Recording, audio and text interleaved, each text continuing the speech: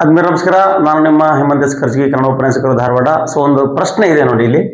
ಕಾಯದೆ ಎಂಬ ಪದವನ್ನ ಬಿಡಿಸಿ ಬರೆದಾಗ ಏನಾಗುತ್ತದೆ ಅನ್ನುವಂತಹ ಪ್ರಶ್ನೆ ಇದೆ. ಸೊ ನಿಮ್ಮ ಗ್ರೂಪ್ ಸಿ ಎಕ್ಸಾಮ್ ಅಲ್ಲಿ ಈ ರೀತಿಯಾಗಿರುವಂತಹ ಪ್ರಶ್ನೆಯನ್ನ ಗ್ಯಾರಂಟಿ ಕೇಳ್ತಾರೆ. ನಿಮಗೆ ಕ್ವಶನ್ಸ್ ಹೆಂಗ್ ಬೇಕಾದ್ರೂ ಬರಬಹುದು. ನೆನಪಿಟ್ಟುಕೊಳ್ಳಿ, ಕಾಯದೆ ಅನ್ನುವಂತಹ ಪದವನ್ನ ಬಿಡಿಸಿ ಬರೆದಾಗ ಏನಾಗ್ತದೆ ಅಥವಾ ಯಾವ ಸಂಧಿ ಆಗ್ತದೆ ಅನ್ನುವಂತಹ ಪ್ರಶ್ನೆ ಕೇಳ.